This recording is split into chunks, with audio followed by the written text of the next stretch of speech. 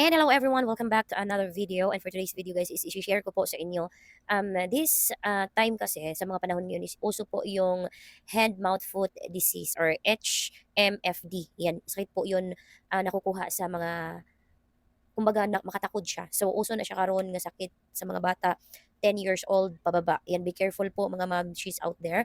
And guys, for today's video kay i-share lang nako sa inyo ang akong kaagi or among na experience nga sa HMFD na yes, mga virus na mga viral infection nga nagkalat sa palibot karon. So si M HMFD daw kay makuha mo daw na siya or makatakod daw kung kinsa tong bata nga naaana nga sakit or naaana nga virus once nga hawiran sa isa ka bata ang like for example dulaan or doorknob mahawiran na sa bata nga naa adto nga sakit or naa adto nga virus mutakod gyud daw na sa katong bata nga wala ana or walay HMFD. So I na experience na mo na last week kay akong anak which is naaana siya. So na HMFD po siya. So dili sayon dili gyud as in nga kanang mayon kag viral man na infection. Luoy kayo man jud ang bata nga matakdan jud ana sa mga mommies out there nga naka-try ana di ba? Comment down below kung sa inyong ipambuhat. Pero mao ni ang among gibuhat guys. So ipakita sa nako ang bakbas sa akong anak. Mao na siya. Butang flash na ako diha sa screen. As you can see perting daghana. Guys wala siya sa kamot, wala siya or naa siya sa kamot pero mga dat-dat lang something mga tuldok-tuldok ang gagmay lang. Tapos sa iyahang lapalapa pod sa feet niya naa pod sa pinakailalom pero gamay lang pod siya kaayo. Asa siya nagdaghan diri gyud sa iyahang baba like makaingon ka ba nga sakita ani uy sakit man gani nang kitang dagkulo ason unsa pa ka sila nga mga bata. Kung anak guys is 6 years old wala ko nahimutang, di ko mahimutang guys, sige hilak akong anak, kay sakit kaayo. To the point nga gikalintura pud siya. And kami na worry lang na pud me. Kay lagi nakaagi na pud ako anak og dengue. So mao tong um murag dili ko kampante nga kanang ah, na-shock me or mahadlok me nga kanang pag naa siya bation mo tong dagan diretso sa doktor. So, pag-abot dito sa doktor kay mo to ang ingon ni doc viral infection. So ang ingon ni doc kay loas siya. Pero ingon si doc by Friday may ato nagpa-check up. Ingon si doc by Monday mo balik me for the follow up check up. So pag follow up check up ni doc nakita niya dito tugutaan ako so kita ko si doc. Yes, confirm HMFD good siya. And ang gireseta ato ni doc guys, gusto po na ako i-share ang mga reseta nga gihatag ni doc sa amuha for the fever and para sa sakit. Kay sakit yun ang baba niya. Nagi-reseta lang ni doc og dulan. Kasi dulan for fever and for pain na pod siya. So pero dili ni advisable ha nga sundugon sad ninyo based on my experience lang ni share lang gyud diri sa social media. And syempre naagi-reseta si doc nga lahi ang pangalan sa iyahang gireseta, lahi ang napalit nimo ni available sa pharmacy nga naa karon. So mao ni Miconazole, Iconagel. So mao ni among napalit 668 ang isa ka ingon ani. Tapos guys pagka Friday adto or pagka Saturday and Sunday dili ko mahimutang kay akong anak dili mukaon. So wala ko nahimutang ato nga time guys kay akong anak dili mukaon bisag unsay akong pakaon. Dili gyud siya mukaon labi na Sunday sa hapon di man siya mukaon guys like kanang bisag tubig dili man gyud niya kayang tunlon kay sakit jud kaayo. Wala pud sa ako hunahuna kung sa akong buhaton dili wala jud ko mahuna-hunaan kay problematic na jud kay ko sa akong anak. Kamo tong gidagan ako og SPH or San Pedro Hospital pero gipa-outpatient lang nako siya. Amo didto ni advice ang doktor na pwede daw nako siya i-admit kay para maagi daw sa dextrose ang tambal nga pwede daw sa iyang baba or pwede daw nako siya i-medication sa balay lang with proper ano pud nila advice pud nila. So ni anak ko dok okay ra man ka nga dili siya i-admit na siya. Okay lang na siya nga dili nimo siya i-admit as long as kaya niya ang kasakit sa moto. Ang inahan kay mawarla man jud ta no as mga inahan sa mga anak labi ng mga gagmay gyud ang atong mga bata no. 6 years old pababa diha gyud ta ba mabalaka gyud ta. So ako gibuhat guys nangutan ako unsay pwede ba si pwede siya magmumog unsay kay ang iyang ginamumog ato nga time guys kay asin which is sakit kayo ang asin kay mo trigger man ang iyang bakba kay daghan kayo gyud dito sa sulod gyud pati sa lingag so mo to ni ana si doc lahi ni nga doktor ha dili gyud pedya ni tantan or pedya sa akong anak by atong Friday last Friday ang among ang among nga amo ang gipa-check-upan sa iya mo gyud pedya niya. So natunong man nga Sunday so wala si doc or wala diha ang iyang pedya. So mo to didto ko nidagan sa SPH San Pedro Hospital. I don't care kung mahal siya basta mukhaon mo na maarang-arang na gyud ang ipamati sa akong anak. So mo to pag-abot didto ni ana siya. Sige mami, ayaw ka balaka kay viral man gyud na siya agian gyud sa bata. Kumbaga mura siya chicken fox ba inaana siya og mga ano inaana siya og mga kun di ba ang chicken fox kay kaliturahon sa ang bata. So inaana siya guys tapos ko inaana siya pwede man nimo siya pamugmugon og Bactidol. So na siya ko ha "Puwede na i-Bactidol dok?" Sabi siya, "Oo, puwede na nimo siya pamumugon og Bactidol kay para mas the more og ano daw maigo gyud daw ang tanan, depende kung momumog pod ang bata."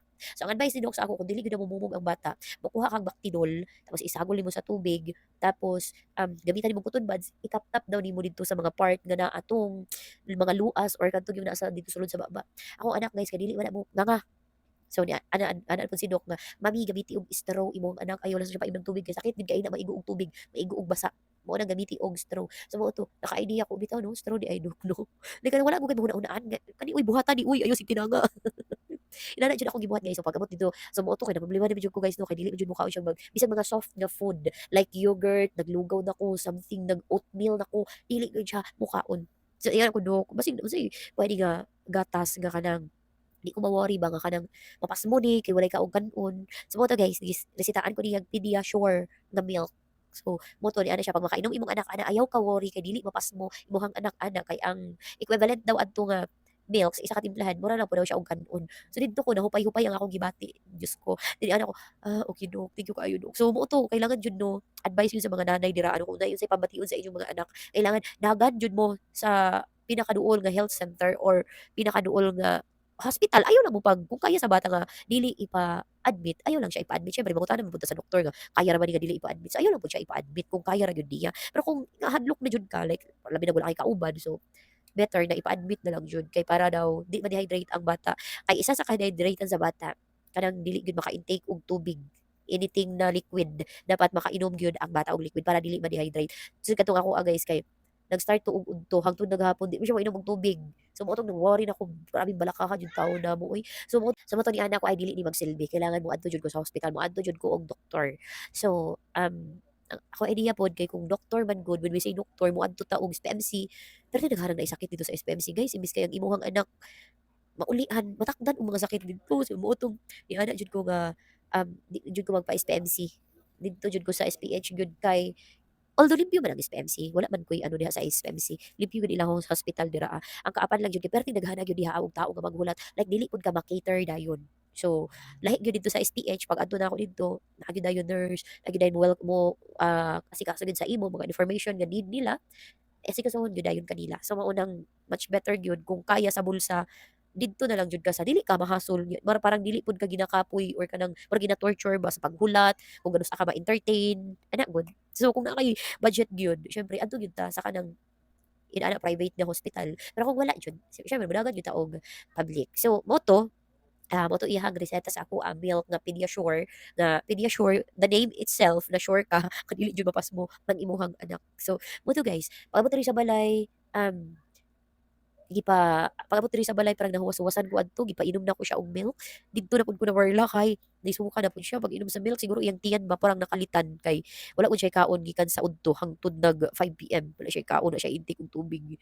So, siguro iyang tiyan na nakalitan, nisuka na sad na siya guys. Motong na ano, Lord tabang unsaon naman din ako. Grabe gyud, like kanang grabe gyud ang kaagi or maagi ani mo no. Actually sa akong mga babae, tulo man na sila ka babae, siya ang ikaupat nga nga lalaki siya ikaupat. Wala ko'y worries atong tulo. Like masakit man pero like kanang murag normal lang mga agian sa bata kani fight ilang lawas sa kanang virus sa ilalom. Yeah. Maulian na tag tulo ka adlaw okay na. Siya gyud kay sa iya ka jud, grabe gyud. Di mo to pagsukan niya ano na pud ko, tugihilot na pud ni Mother Lily ang tiyan kay basin og gikabuhi. Niya after adto, painom na po nako siya gatas og hinay-hinay. Gihinay-hinay lang yun ako og painom hangtod nahurot niyang inom ang, gatas. Like kanang inana kadaghan nga gatas, ana kadaghan. Hinay-hinay lang gyud ako og painom sa iya ha. Balag unsa kung orasa mahuman sa iyang painom basta masudlan lang gyud iyang tiyan. So mo to, nasudlan iyang tiyan and parang nikalma na ang iyang tiyan, gipamumog na ko siya og Bactidol. Si Bactidol guys kay nakaingon ko mura siyang magic sa inaani nga mga sakit like HMFD. Mura makaingon ko hala, kuyawa uy like kanang na-okey dayon siya ba, inom dayon siyang tubig pag human diyang mumog jud. Pagsimot man gud niya ana siya, toothpaste, parang toothpaste kasi ang amoy ng Bactidol. So, pero ang Bactidol ha dili gud katong pure nga akong gipainom. Nagkuha akong 5 ml sa Bactidol, then mga 20 ml nga water gisagol na ko dito si Bactidol, gi-mix siya. Syempre mo to iyang gimumog. Giinom mo lang itulon ha syempre Bactidol na dili na siya pwede imnon. So gimumog lang niya, gimumog. And after mumog, syempre siya kay kabalo naman siya mumumog, kabalo gid siya mga kanang mga magargle-gargle, kabalo gid siya ana. So pag man adto na-shock ko kay human gyud diha og mumog like kanang siya nahuwasan ba? Kuha siyang tubig mami gusto ko mo inom og tubig. Inom siyang tubig. Tapos mo to naka-ana ko.